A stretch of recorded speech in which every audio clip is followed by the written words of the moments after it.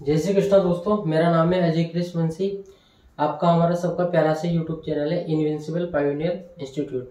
दोस्तों, इस चैनल के अंतर्गत हम फिलहाल तक राजस्थान इतिहास के बहुत ही महत्वपूर्ण चैप्टर के बारे में अध्ययन कर रहे थे। हमारा पिछले 7-8 दिनों से एक टॉपिक चल रहा है दोस्तों, जिसका नाम है राजस्थान की प्राचीन सभ्यताएं। इसमें हम बहुत सारी सभ्यताएं कवर कर चुके हैं। आज भी हम राजस्थान की कुछ प्राचीन सभ्यताओं के बारे में ही चर्चा करेंगे। तो बिना टाइम वेस्ट किए प्रारंभ करते हैं। चर्चा का पहला विषय है दोस्तों गिलुंड सभ्यता। गिलुंड सभ्यता बहुत ही महत्वपूर्ण सभ्यता मानी जाती है। ये गिलुंड सभ्यता दोस्तों, गिलुंड सभ्यता का संबंध है राजस्थान के राजसमंद जिले से। राजसमंद जिले से कौन से जिले से? राजसमंद जिले से। राजसमंद जिले में बनास नदी के किनारे इस सभ्यता का विकास हुआ। कहां पर हुआ? गिलुंड सभ्यता का संबंध राजस्थान के राजसमंद जिले से है और राजसमंद जिले के बनास नदी के किनारे एक सभ्यता का विकास होता है, जिसे हम क्या कहते हैं? गिलुंड सभ्यता कहते हैं।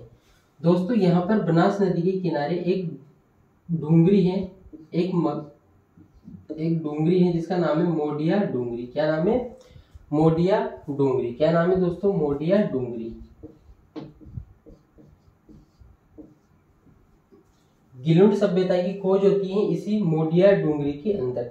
जब मोडिया डूंगरी का उत्खनन किया गया तब यहाँ से बहुत सारे ऐसे अवशेष मिले जिससे गिलुंड सभ्यता के बारे में हमें जानकारी प्राप्त होती है।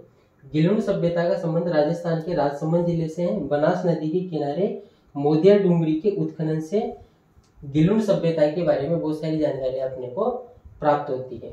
उत्खनन किसके द्वारा करवाया गया? थोड़ी सी चर्चा इसकी करते हैं। उत्खनन दोस्तों, उत्खनन करवाया गया 1900। उत्खनन इसका 2 चरणों में हुआ। एक चरण बीबी लाल के निर्देशन में हुआ, जबकि दूसरा चरण वीएस सिंधे तथा ग्रेगरी पोशल के नेतृत्व में संपन्न किया गया। पहला चरण दोस्तों 1957 से 1958 के मध्य है। उत्खनन का कार्य 2 चरणों में किया गया। पहला चरण है 1957 से 1958 के मध्य और ये बीबी लाल के निर्देशन में संपन्न हुआ। दोस्तों, बीबी लाल के बारे में आपने पहले भी पढ़ा होगा, जब आपने कालीबंगा सभ्यता के बारे में पढ़ा है, वहां पर भी बीबी लाल का नाम आता है। बीबी लाल का संबंध राजस्थान की कालीबंगा सभ्यता से भी है, क्योंकि इन्होंने कालीबंगा सभ्यता के अंतर्गत भी उत्खनन का कार्य किया था। इसके अलावा दोस्तों 1998 से 2003 के मध्य एक बार फिर से यहाँ पर उत्खनन का कार्य होता है। वीएस सिंधे जो कि पूना विश्वविद्यालय के प्रोफेसर थे। वीएस सिंधे जो कि पूना विश्वविद्यालय के प्रोफेसर थे तथा ग्रेगरी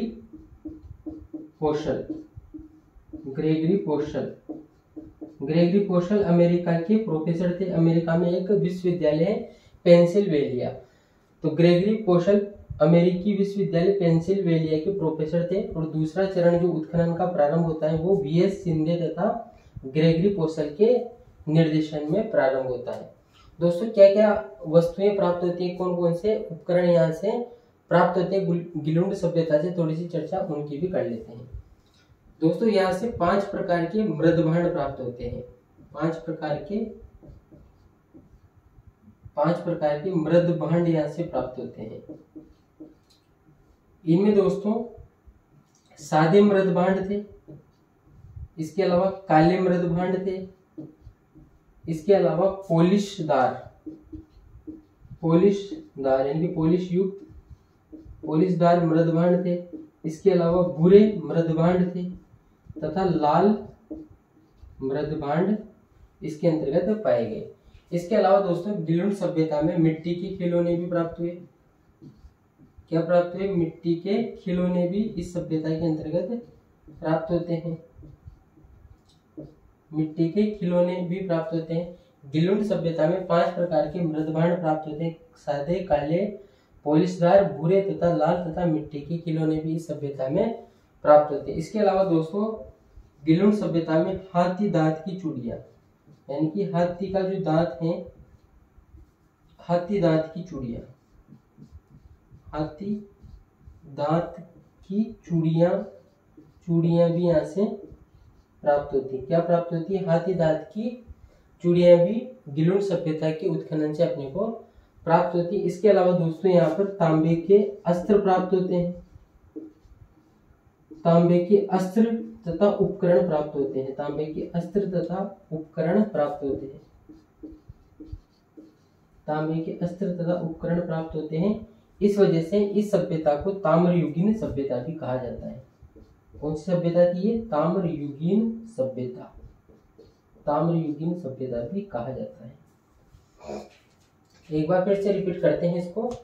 गिलुन सभ्यता का संबंध राजस्थान के राजसमंद जिले से है। बनास नदी के किनारे इस सभ्यता का विकास होता है।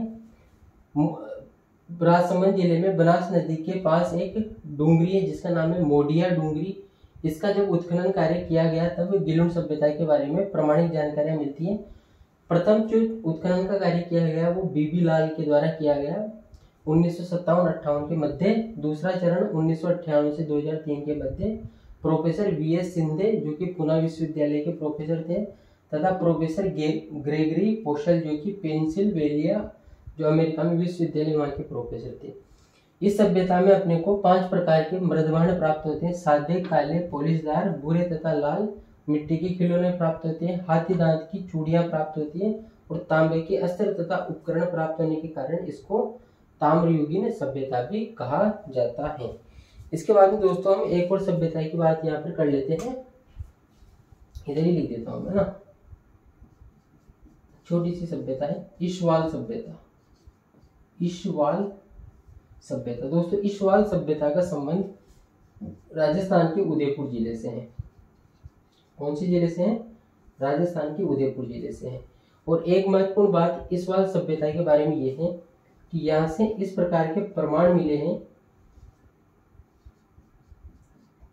कि पुरातत्ववेताओं ने ऐसा बताया है कि यहाँ पे इस प्रकार के प्रमाण मिले हैं उत्खनन के फलस्वरूप, जिससे ये साबित होता है कि यहाँ 2000 वर्षों तक लोहा गलाने का कार्य किया जाता था। लोहा गलाने का कार्य यहाँ पर किया जाता था,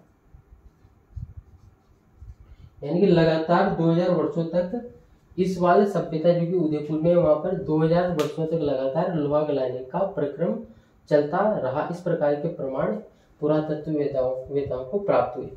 अब थोड़ी सी बात दोस्तों क्वेश्चन की कर लेते हैं कि क्वेश्चन किस किस प्रकार के बन सकते हैं। पहला प्रश्न तो दोस्तों ये बन सकता है कि गिलुन सभ्यता का संबंध राजस्थान के किस जिले से है? 4 जिले दे दिए जाएंगे, जैसे राजसमंद, उदयपुर, भीलवाड़ा, बीकानेर, है ना। तो आपको क्या लगाना है? राजसमंद लगाना है। एक प्रश्न ये बन सकता है कि गिलुन सभ्यता का उत्खनन कौन सी पहाड़ी या फिर कौन सी डूंगरी से हुआ है? 3-4 ऑप्शन दे दिए जाएंगे, जैसे बिजक डूंगरी, महादेव जी की डूंगरी, है ना, मोडिया डूंगरी, शंभू डूंगरी। लेकिन आपको क्या बताना है? मोडिया डूंगरी बताना है। इसके अलावा दोस्तों एक प्रश्न ये बन सकता है कि 5 प्रकार के मृदभांड कौन सी सभ्यता के अंतर्गत प्राप्त हुए? तो फिर 4 ऑप्शन दे दिए जाएंगे, जैसे गिलुन सभ्यता, कालीबंगा सभ्यता, आहड़ सभ्यता, गणेश्वर सभ्यता। तो आपको गिलुन सभ्यता वहां पर आंसर लगाना है। ये अच्छा प्रश्न बन सकता है दोस्तों, इसको थोड़ा ध्यान से देख लेना। कौन सी सभ्यता के अंतर्गत हाथी दांत की चूड़ियां प्राप्त हुई है? 4 ऑप्शन दिए जाएंगे 4 सभ्यताओं के नाम से, लेकिन आपको गिलुन सभ्यता वहां पर लगाना है। इसके अलावा 5 प्रकार के मृदभांड प्राप्त हुए, सादे, काले, पॉलिशदार, भूरे तथा लाल। इनको ऐसे भी याद रख सकते हैं। पहले कालूराम नाम का एक व्यक्ति था जो सादा था। कैसा था वो? सादा था। लेकिन अब वो पुलिस वाला बन चुका है। तो पुलिस वाला बनते पहले उसका नाम उसने चेंज करके क्या कर लिया? भूरे लाल कर लिया। यानी कि कालूराम जो कि पहले वो सादा व्यक्ति था, पुलिस वाला बनते उसने अपना नाम भूरे लाल कर लिया। तो ये आप ऐसे भी इसको याद रख सकते हो। और अगर आपका कोई दूसरा तरीका है याद करने का तो आप वैसे भी याद कर सकते हो। महत्वपूर्ण ये है कि अपने को जानकारियां याद होनी चाहिए, भले वो कैसे भी हो। तो दोस्तों आज हमने चर्चा की है राजस्थान की एक बहुत ही महत्वपूर्ण प्राचीन सभ्यता के बारे में, जिसका नाम है गिलुन सभ्यता। उम्मीद करता हूँ ये पर्टिकुलर वीडियो आप सबके कॉम्पिटिटिव एग्जाम के लिहाज से महत्वपूर्ण रहेगा, आपको इससे फायदा होगा। इसके बाद में दोस्तों हमारी मुलाकात होती है नेक्स्ट वीडियो में राजस्थान की कुछ और अन्य प्राचीन सभ्यताओं के साथ। वीडियो को अगर आपने शुरू से अंत तक देखा है तो धन्यवाद, थैंक यू वेरी मच। मिलते हैं नेक्स्ट वीडियो में।